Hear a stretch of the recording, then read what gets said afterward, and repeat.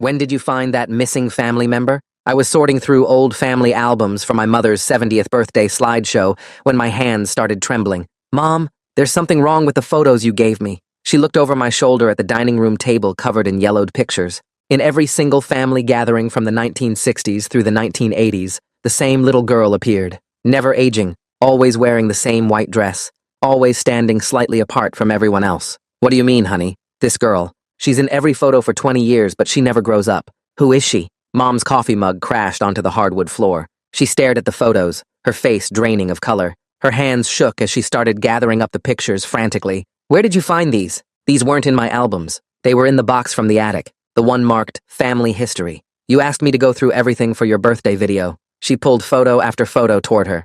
Christmas, 1965, the girl by the tree. Easter, 1972, the girl in the garden. My parents' wedding in 1978, the girl among the guests. My first birthday in 1983, the girl in the corner of the frame. I've never seen these photos before. This isn't possible. I spread out more pictures. The girl was always there, but nobody ever interacted with her. She stood at the edges, watching. In group photos, everyone faced forward except her. She always looked directly at whoever held the camera. Look at her dress. It's the exact same in every photo. Mom picked up the photo from my first birthday. I was smashing cake while family laughed around me. But there in the corner stood the girl, staring at the camera with dark, hollow eyes. This was taken in this house, in this room. She was here. We went through every photo methodically. The girl appeared at both sides of the family's events. At my grandparents' house in Ohio, at Mom's sister's place in Texas, at reunions in different states. Always the same girl. Always the same dress. Mom, look at people's faces when she's nearby. In photos where the girl stood close to someone,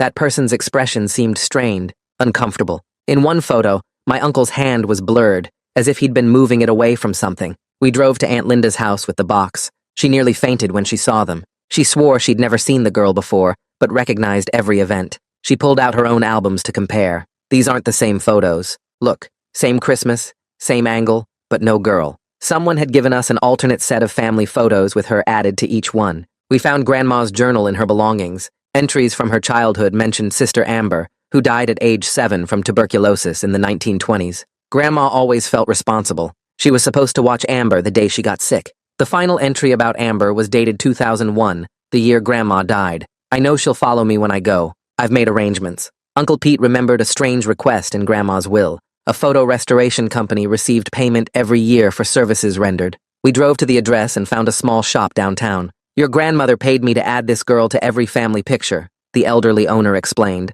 showing us boxes of negatives. Said the girl deserved to be remembered, but she just continued the project. Her mother started it in the 1940s. Generations of women in our family had spent fortunes ensuring this dead girl appeared in every family photo. A century-long project of manufactured memories. Your grandmother left this for when family came asking. Inside the envelope was a formal portrait from the 1920s.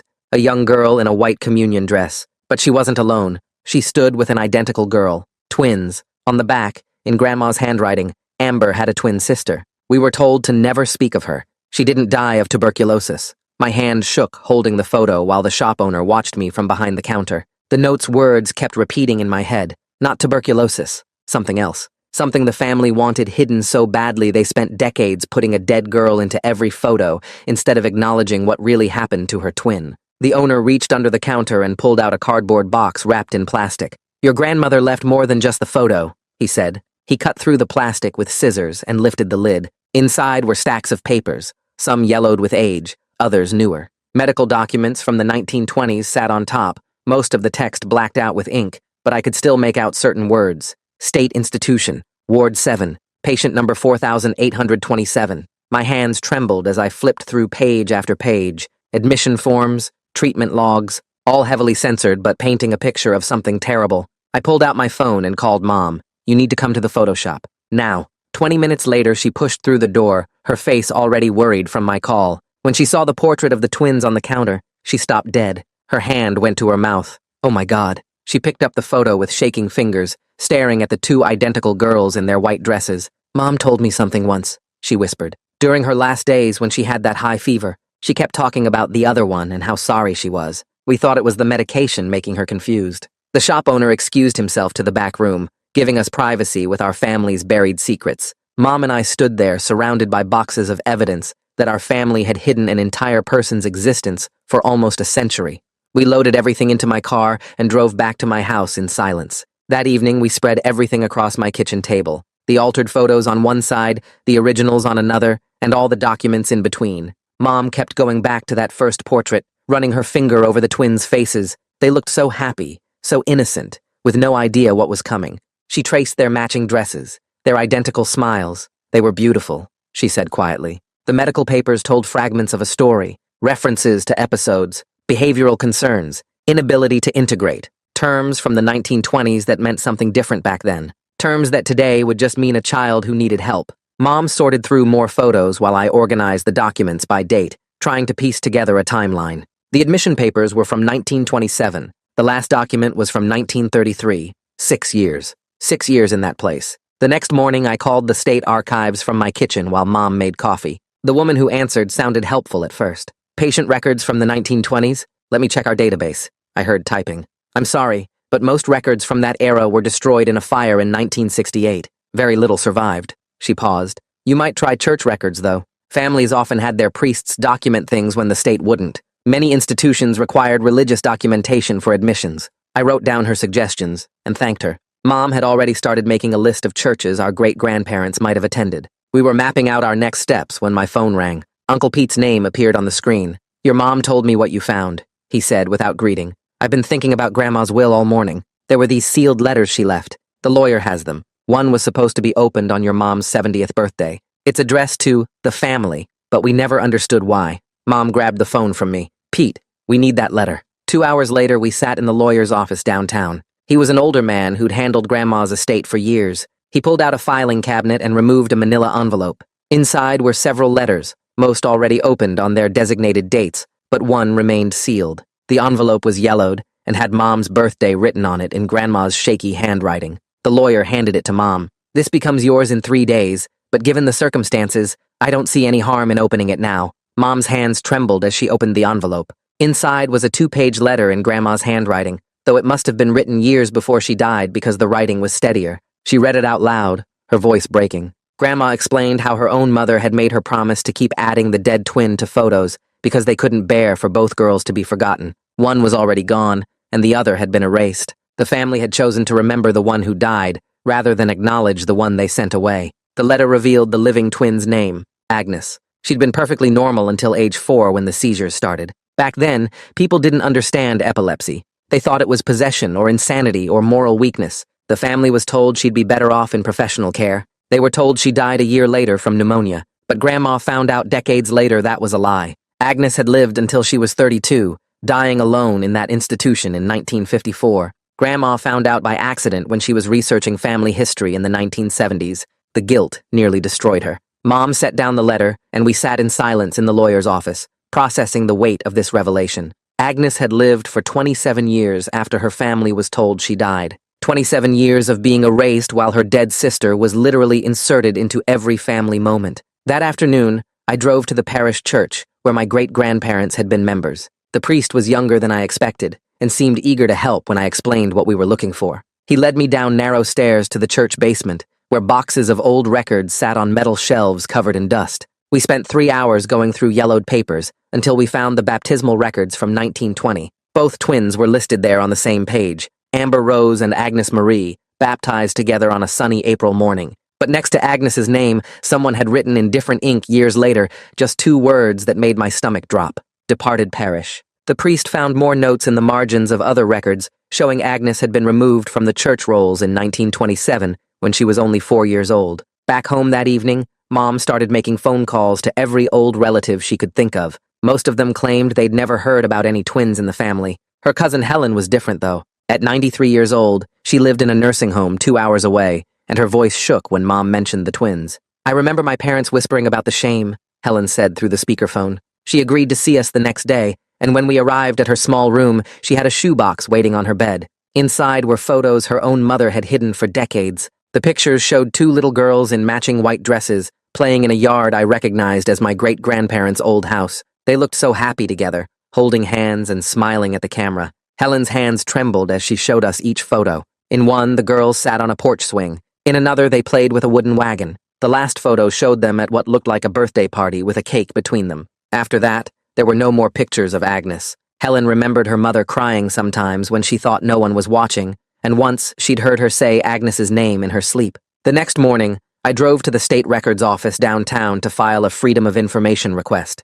The clerk behind the counter was a woman about my age who looked at me with something like pity when I explained what I needed. She helped me fill out the forms requesting any records about Agnes at state institutions from the 1920s and 1930s. These requests usually take 6 to 8 weeks, she said quietly. Then she leaned closer and added that families back then were often told things that weren't true about their relatives' conditions or deaths. She'd seen it happen with dozens of other families doing similar research. I thanked her and left feeling sick to my stomach. That afternoon, the photo shop owner called and asked if we could come back to see something important. When we arrived, he led us to a back room I hadn't noticed before. The walls were covered floor to ceiling with examples of their work. Not just our family, but dozens of others. Photos with people added or removed. Children who'd died young inserted into graduations and weddings they never lived to see. Parents who'd abandoned families carefully edited back in. My grandfather started this business in the 1930s, he explained. Your family wasn't the only one trying to fix their history. He showed us ledgers going back decades with payments recorded in neat handwriting.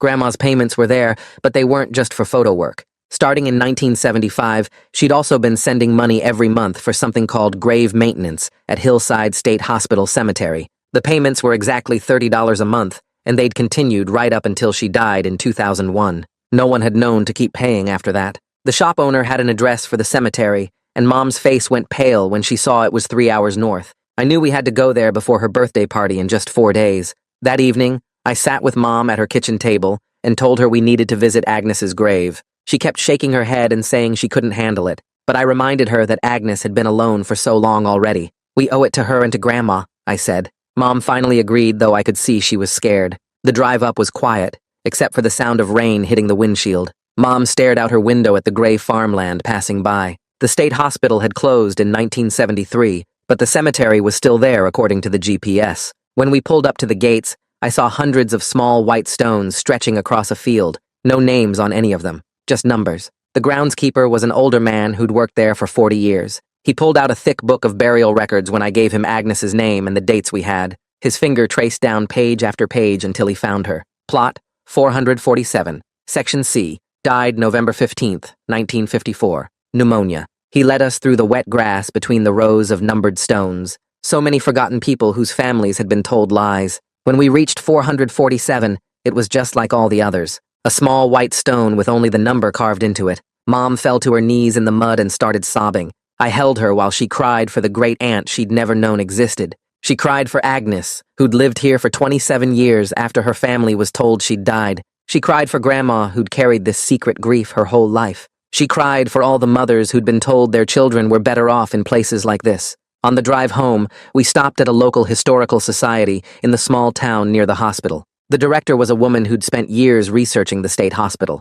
She showed us newspaper articles from the 1920s and 1930s that made me feel sick. The conditions had been horrible. Children with epilepsy or developmental delays were locked in rooms barely big enough to lie down in. Families were told it was for the best. Many never visited because the staff said it would upset the patients. The director had lists of children who died there, and Agnes's name was on one from 1954. The drive home was quiet, and Mom kept wiping her eyes with tissues from her purse. I called Aunt Linda and Uncle Pete on the way and asked them to meet us at Mom's house because we had something important to share. When we got there, they were already waiting in the driveway, and I could see worry on their faces. We went inside, and I spread everything out on the dining room table while Mom made coffee with shaking hands. The photos from the cemetery, the documents from the Historical Society, the articles about the state hospital, and the original twin portrait all laid out in order. Aunt Linda picked up the portrait first, and her face went white when she saw the two identical girls. She looked at Mom, and then at me, and her voice was barely a whisper when she asked who the other girl was.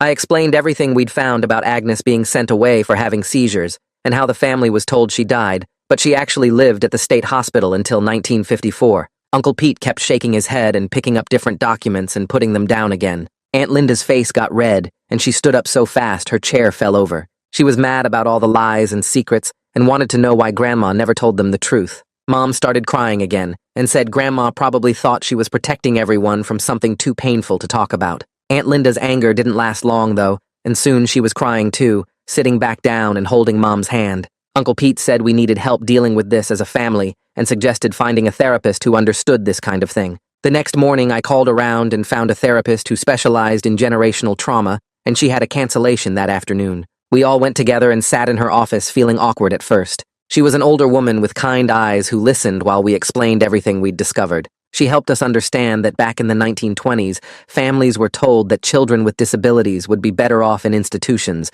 and many parents believed they were doing the right thing. The shame and guilt created a culture of silence that lasted for generations because nobody knew how to talk about it. She asked about Mom's birthday party coming up in just a few days and what we planned to do with this information. Mom said she was torn between wanting to tell everyone the truth and being scared of how the family would react. The therapist suggested we think about it carefully and maybe prepare different options so Mom could decide when she felt ready. That night, I stayed up late at my computer working on the birthday slideshow. I made two versions, one with all the original photos showing our real family history, and another with the altered photos that included Agnes. It took hours to organize everything and add the dates and locations, but I wanted Mom to see both versions before deciding what to share at her party. 2 days later, a thick envelope arrived from the state with the FOIA response I'd requested weeks earlier. The records were partially redacted, but they confirmed Agnes was admitted in 1927 for epilepsy and what they called developmental delays. The documents showed she got almost no real treatment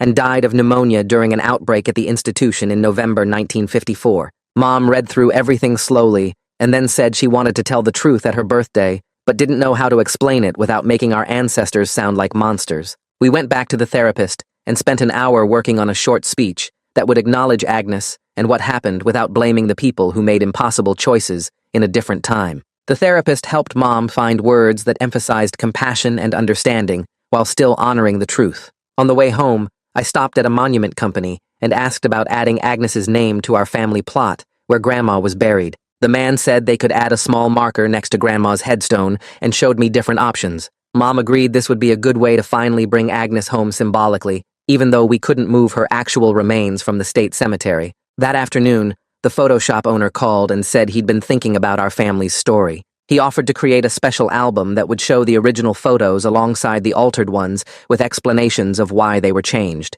He said it was the least he could do after his family's role in keeping the secret for so many years. I picked up the album the next day, and it was beautiful with both sets of photos and captions explaining the whole story. Mom decided we needed one more family meeting before her party to practice how we'd handle people's reactions. Aunt Linda and Uncle Pete came over, and we sat around the kitchen table going through possible questions people might ask. We agreed to present a united front and keep emphasizing that our ancestors did what they thought was best with the information they had at the time. Nobody wanted to defend the lies, but we also didn't want to destroy our family over something that happened almost 100 years ago. Uncle Pete said we should focus on breaking the cycle of shame and being honest going forward. Aunt Linda worried that some relatives might get angry or upset, but Mom said she couldn't keep carrying this secret now that she knew the truth. We practiced different ways to explain about Agnes and the photo alterations without making it sound like a conspiracy. The therapist had suggested keeping the explanation simple and focusing on the love behind the actions, even if the actions themselves were misguided. Mom's birthday was now just 2 days away, and we still had so much to prepare, but at least we were facing it together as a family. Mom handed me the boxes of photos and documents the next morning and asked me to scan everything before her party. I spent hours at my computer feeding pages through the scanner and watching our family's real history appear on the screen. Each photo got saved with dates and names while Mom sat beside me writing notes about who everyone was. The original photos went into acid-free sleeves, and the altered ones got their own folder with explanations about why they were changed. I opened my family tree software and started adding Agnes's name next to Amber's for the first time. Seeing her typed there made my chest tight because she was finally real instead of just a secret we whispered about. Mom watched over my shoulder as I filled in Agnes's birth date and death date and marked her as living at the state hospital. The software automatically updated all the family connections, and suddenly Agnes appeared on every branch where she belonged. I printed out copies of the new family tree, and Mom ran her fingers over Agnes's name like she was touching something sacred. The monument company called that afternoon to say Agnes's marker was ready to install at the cemetery. We drove there in the rain and watched the workers place the small stone next to Grandma's grave. The marker read, Agnes Marie, 1920 to 1952, finally remembered, and Mom stood there crying while rain mixed with her tears. I held an umbrella over us both as she knelt down and touched the wet stone with shaking hands. She told Agnes she was sorry it took so long to bring her home, even though we couldn't move her actual body. The cemetery looked gray and sad in the rain, but something felt complete about having Agnes's name there with the family. 3 days before the party, Mom's brother flew in early from California and came straight to our house. She showed him the twin portrait with trembling hands and watched his face go white as he realized what it meant. He sat at the kitchen table for an hour, going through all the photos and documents without saying much. Finally, he looked up and said, "Mom was brave for wanting to tell everyone the truth after so many years of lies." He promised to support her at the party, no matter how other family members reacted to the news. That night, we decided to set up a special table at the party venue with Agnes's photo and information. Mom wanted people to see it when they walked in, so they could process the shock privately before the main presentation. I drove to the party supply store and bought a nice tablecloth and some frames for the photos. We printed a simple sign that said, "In memory of Agnes Marie, 1920 to 1952, to put on the table. Mom wrote out a brief explanation about who Agnes was and why the family had kept her secret for so long. The therapist came to our house for one last session to help Mom prepare for whatever might happen at the party. She sat with us in the living room and reminded Mom that breaking the cycle of shame was important work. She said some family members might get upset, but that was part of the healing process for everyone. Mom practiced her speech again, while the therapist helped her find ways to stay calm if people got angry. The therapist reminded us that we couldn't control how others reacted, but we could control how we presented the truth. She left us with breathing exercises to use if things got too overwhelming during the party. The night before the party, I couldn't sleep and went downstairs at 3 in the morning for water. I found Mom sitting at the kitchen table with all the photos spread out in front of her again. She looked up when I walked in, but didn't say anything as I sat down across from her. We both stared at the photos of Agnes added to our family events and understood without words what tomorrow meant. This was the last night our family's story would be the old version before everything changed forever. Mom reached across the table and squeezed my hand, and we sat there in the dark kitchen holding on to each other. The morning of her birthday, we got to the venue early to set everything up before guests arrived. I hung the regular birthday decorations while Mom arranged the memorial table for Agnes in the corner. We placed the twin portrait in the center with the explanation card and some of the altered photos showing Agnes at family events. The fresh flowers we bought looked nice next to Agnes's picture and made the table feel respectful instead of sad. Early arriving cousins noticed the memorial table right away and started whispering to each other as they read the card. Mom stood by the main entrance greeting people, but I could see her watching everyone's reaction to Agnes's table. Her elderly Aunt Martha walked in using her cane and went straight to the memorial table when she saw it. She picked up Agnes's photo with shaking hands, and tears started running down her wrinkled face. She told Mom she always suspected something when she was little because she noticed the same girl in photos. She thanked Mom for finally telling the truth and said it was about time the family stopped hiding Agnes. More relatives arrived and gathered around the memorial table with confused looks that turned to shock as they read the explanation. Some people seemed angry and walked away muttering, while others stood there crying as they understood what had happened. The room filled with tense energy as whispered conversations spread from group to group about Agnes and the photo alterations. Most people seemed more curious than hostile as they examined the photos and tried to understand why this secret was kept for so long. Mom stood up from her chair near the memorial table and walked to the front of the room where everyone could see her. Her hands shook as she held the note cards she'd prepared, but she didn't look at them. She started talking about finding the photos 3 weeks ago and how everything we thought we knew about our family changed. She explained about the twin portrait and how Agnes was sent away when she was 4 years old because of her seizures. Her voice cracked when she said, "Our family spent almost 100 years pretending Agnes never existed while secretly adding her to every photo." She told everyone about the Photoshop and the payments that went on for decades. She said she understood if people were angry, but she couldn't carry this secret anymore. When she finished talking, the room went completely silent for what felt like forever. I walked to the laptop connected to the projector and clicked to start the slideshow I'd prepared. The first image showed Christmas 1972 with our whole family gathered around the tree. Then I clicked to show the same photo without Agnes standing in the corner. People gasped and pointed at the screen. I showed photo after photo, first the originals, then the altered versions with Agnes added. Each comparison made people lean forward in their chairs. Some relatives started crying when they saw how many events Agnes had been added to. The slideshow went through 20 years of family history, showing the difference between what really happened and what we'd been told to remember. When it ended, I explained how the Photoshop had done this work for 3 generations of our family. A man I'd never seen before stood up from a table in the back. He said his name was Robert, and he was Mom's second cousin from Pennsylvania. He told everyone his mother had also been paying the Photoshop to continue the alterations after Grandma died. He pulled out a checkbook from his jacket and showed canceled checks going back 15 years. His mother never told him what the payments were for, but now he understood. She'd been part of keeping the secret going even after the main family members who started it were gone. The room exploded with everyone talking at once. People turned to each other, sharing memories that suddenly made sense. Aunt Linda remembered Grandma crying over photo albums when she thought nobody was watching. Uncle Pete's wife said she always wondered why some family photos looked different from others. My cousin remembered finding a box of pictures in her mom's attic that her mom quickly took away. Everyone had pieces of the puzzle, but nobody had known what they meant until now. Stories poured out about strange comments from elderly relatives and odd reactions to certain photos. People pulled out their phones, showing each other digital copies of family pictures and pointing out where Agnes appeared. The noise got so loud you could barely hear individual conversations.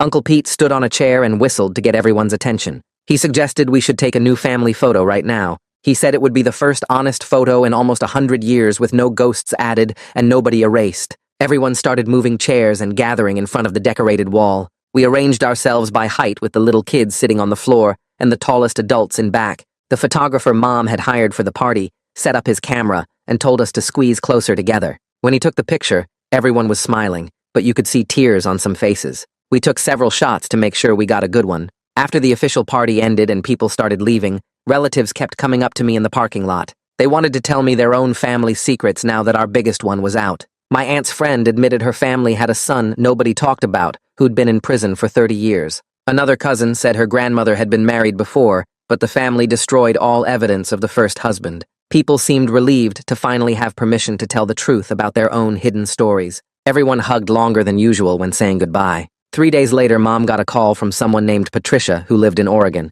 She was a distant cousin who couldn't make it to the party, but heard about Agnes from other family members. Patricia said her grandmother had been Grandma's cousin and left behind a box of letters that mentioned the twins. She promised to overnight the box to us so we could see what her grandmother knew. The letters might have information about Agnes that we hadn't found yet. Mom thanked her and gave our address. A week after that, we drove to the local historical society with 3 boxes of photos and documents. The archivist, a woman with gray hair and thick glasses, carefully looked through everything we brought. She said our story would help researchers understand how families dealt with disabilities in the early 1900s. She showed us similar donations from other families who'd hidden relatives with mental illness or developmental problems. She created a special section for our collection and said teachers could use it to show students how attitudes about disability had changed. The Photoshop owner called me the next day saying he'd been thinking about our family since the party. He wanted to start a project to help other families who might have altered photos like ours. He said his grandfather and father had done similar work for at least 12 other families over the years. Most of those families probably didn't even know their photos had been changed. He asked if he could use our story as an example when reaching out to those families. I told him yes, because everyone deserved to know their real history. 2 weeks after the party, Mom told me she'd been sleeping through the night for the first time in years. She said she used to wake up at 3 or 4 in the morning with a feeling that something was wrong, but could never figure out what. Now that we'd told the truth about Agnes, that feeling was gone. She could finally rest without the weight of the family secret pressing down on her, even though she hadn't known what the secret was. 3 weeks after the party, I drove back to the state cemetery with the new headstone in my truck bed. The cemetery director met me at the gate and helped me find Agnes's plot again among all the numbered markers. The maintenance crew had already removed the old marker and prepared the ground for the new stone. I watched them lower the granite headstone into place with straps and a small crane they brought on a trailer. The stone read, Agnes Marie Thompson, 1918 to 1950, beloved daughter and sister, finally remembered.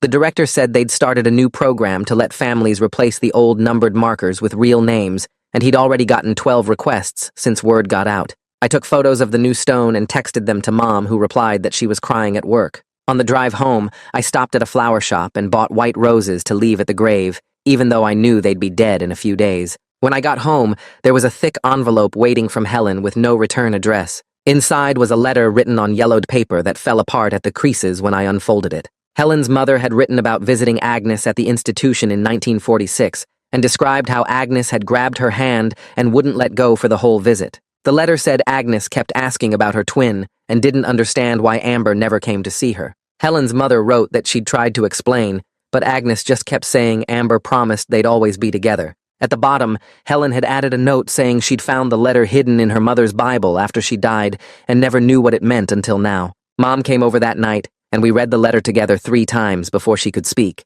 She said it made everything worse knowing Agnes had waited for Amber all those years, not knowing her sister was already dead. The next morning, Mom called Linda and asked if she wanted to work on a project together. Linda came over with 2 empty scrapbooks and boxes of supplies from the craft store. They spread everything out on Mom's dining room table and started organizing all the photos we'd found into chronological order. Mom worked on the pages about Amber while Linda handled Agnes's section. They barely talked at first, but after a few hours they were laughing about old family stories and crying over photos of relatives they'd lost. Every evening for 2 weeks they met at Mom's house to work on the scrapbooks. I'd stop by sometimes and find them bent over the table with glue sticks and photo corners, making sure every picture was perfectly placed. They added copies of the documents we'd found and wrote captions explaining who everyone was and when each photo was taken. Mom said working on the project with Linda was healing something between them that had been broken since their dad died. The box from the distant cousin arrived on a Thursday afternoon and was so heavy,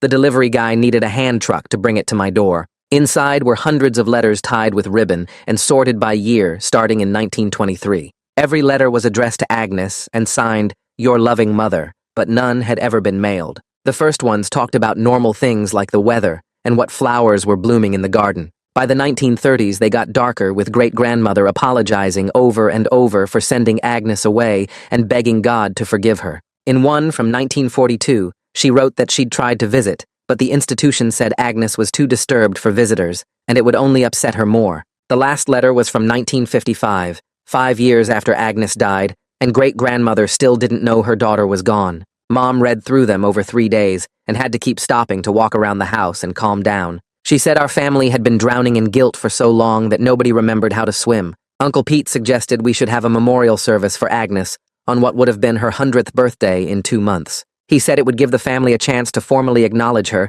and maybe find some peace about everything. Mom agreed and started planning with the priest at our church, who said he'd be honored to help. We picked a Saturday in June, and Mom sent invitations to everyone in the family explaining what we wanted to do. Most people said they'd come, though a few relatives thought we were being dramatic about something that happened so long ago. Mom told them they didn't have to come, but this was happening with or without them. The morning of the memorial, about 40 family members showed up at the church. Mom had made programs with Agnes's photo on the cover and a brief biography inside, so everyone would know her story. The priest opened with a prayer about bringing hidden things into the light and read from scripture about truth setting people free. Different family members stood up to share how learning about Agnes had changed how they saw our family's history. Linda talked about how the secret had poisoned relationships without anyone knowing why. Uncle Pete said finding out about Agnes helped him understand why his mother had always seemed so sad, even at happy occasions. Mom read a poem she'd written about sisters separated by fear and shame. After the service, we drove in a convoy to the cemetery, where the priest blessed Agnes's new headstone. Everyone placed flowers around the grave, and Mom played a recording of hymns from the 1920s on her phone. On the drive home, people were quiet, but it felt like a good quiet, not the heavy silence we'd lived with before. 2 weeks later, I got an email from someone who said she was a genealogist who'd seen our donation at the Historical Society. She wanted to know if we'd be interested in researching whether Agnes had connections to other families at the institution. Mom and I talked it over and decided we wanted to know more about Agnes's life, not just her death. The genealogist spent a month going through state records and found that Agnes had shared a room with a woman named Margaret for 15 years. Margaret had survived the institution and moved to California in the 1960s, where she'd become an advocate for disability rights. The genealogist found newspaper articles about Margaret testifying at hearings about institution conditions and fighting for better treatment of people with disabilities. In one article, Margaret mentioned her friend Agnes,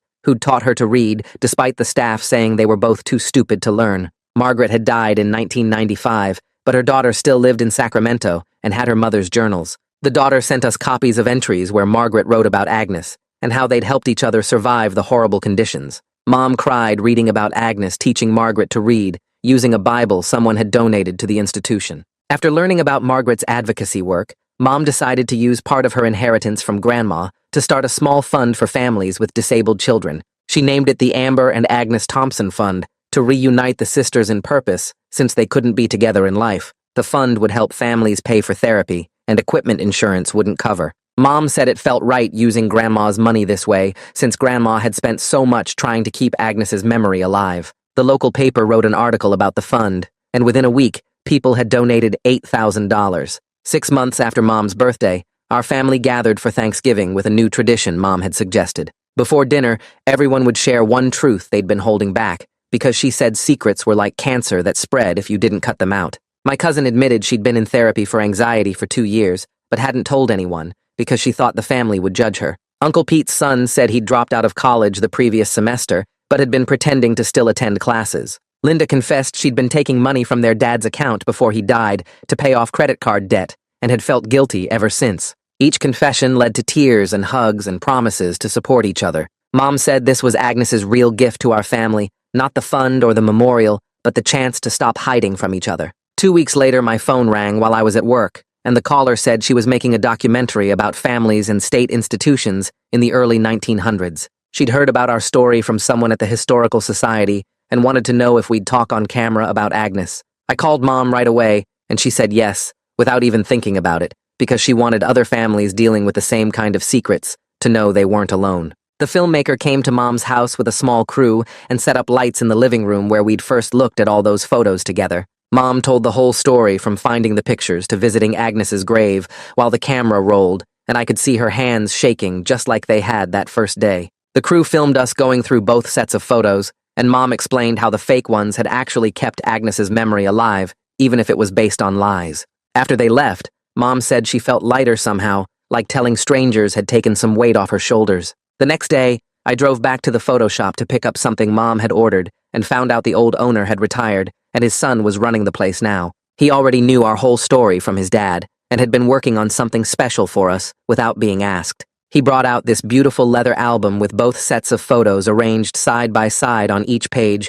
with little cards explaining the real story. The original photos were on the left and the altered ones on the right, so you could see exactly what had been added and when. He'd also included copies of all the documents we'd found, plus the letters from great-grandmother and a family tree showing Agnes's real place in it. Mom cried when she saw it and said this was the family record she'd always wanted, honest and complete with nothing hidden anymore. We decided to make copies for everyone in the family so they'd all have the true story to pass down to their kids. That weekend, Mom and I went to the cemetery where Grandma was buried because we wanted to tell her, even though she was gone, that we'd brought Agnes home and ended the secret. We stood at her headstone with Agnes's smaller marker next to it, and Mom talked to her like she was really there listening. She told Grandma we understood why she'd done what she did, and that we weren't angry anymore, just sad for all the years of carrying that burden alone. I left flowers on both graves, and we sat on a bench nearby for a while, not saying anything, but feeling like something important had been finished. 3 months later, at our family reunion,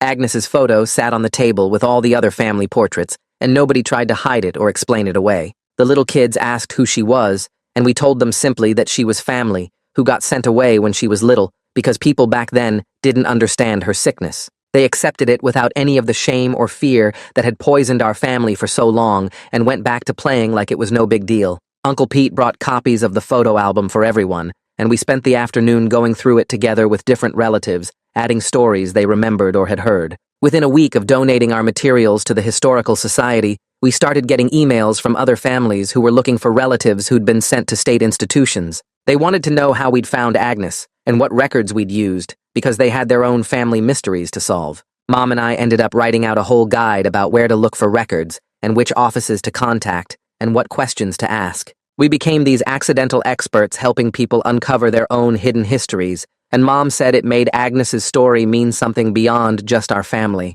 Mom spent a whole weekend writing a letter to be opened at her 80th birthday in 10 years, and she let me read it before she sealed it up. Instead of secrets, it was full of gratitude for how the family had come together to face the truth, and she wrote that honesty, even when it hurt, had made us stronger. She wanted future generations to know that covering up hard things only makes them grow in the dark like mold, but bringing them into the light lets them heal. I took the original portrait of the twins and had it professionally framed, then hung it in Mom's living room, right where everyone could see it. When visitors came over, they'd always ask about it, which gave us natural chances to tell Agnes's story without making a big deal about it. Mom would explain matter-of-factly about mental health treatment in the 1920s and how families were told to forget their disabled children, and most people were shocked, but also grateful, to learn something they'd never known. The next year, when we took our annual family photo, everyone gathered without any of the old tension or secrets hanging over us. We weren't pretending everything was perfect, but we were together because of what we'd been through, not in spite of it. The photographer asked if we wanted any special editing, and everyone laughed and said no. We'd had enough of that to last forever. Mom decided that every year on her birthday, instead of hiding problems, we'd all share something we were struggling with, so we could support each other. She called it our honesty tradition, and said it was the best gift Agnes could have given us, forcing us to stop pretending everything was always fine. People shared about money troubles and health scares and relationship problems, and instead of judgment, they got hugs and offers to help. The Photoshop people became like extended family after everything we'd been through together, and they helped us create museum-quality preservation of both photo sets. They used special acid-free materials and climate-controlled storage to make sure future generations could see the whole story of how love and shame got tangled up in our family for almost 100 years. 6 months after we set up the fund, the first application came in from a family whose daughter had seizures just like Agnes did back in the 1920s. Mom opened the envelope at the kitchen table, and her hands shook as she read about how they couldn't afford the special therapy their kid needed. We approved it right away and sent them a check for the full amount they asked for. 2 weeks later, they sent us a thank you letter with a photo of their little girl smiling at her therapy session. Mom started crying so hard she had to put the letter down, and I held her while she sobbed about how Agnes's memory was finally doing something good instead of just being this dark secret we all carried. The therapist had told us healing takes time, but seeing that first family get help made everything we went through feel worth it. At Christmas that year, all the cousins brought their kids, and nobody whispered or changed the subject when the little ones asked about the old photos on the wall. Uncle Pete's grandson pointed at Agnes in the twin portrait and asked who she was, and Pete just said she was family who got sick a long time ago. The kid nodded and went back to playing with his toys like it was no big deal. Mom watched from the couch and smiled in a way I hadn't seen since before we found those photos. We took our family picture that afternoon, and everyone squeezed in close without any of the old weirdness or secrets between us. Looking at that photo now next to all the old ones with Agnes added in, you can see the difference in our faces. That's today's story from my side. But the fun part is always hearing what you think about it. Would you have done something different or seen it another way? Drop a comment below and I'll be reading through them.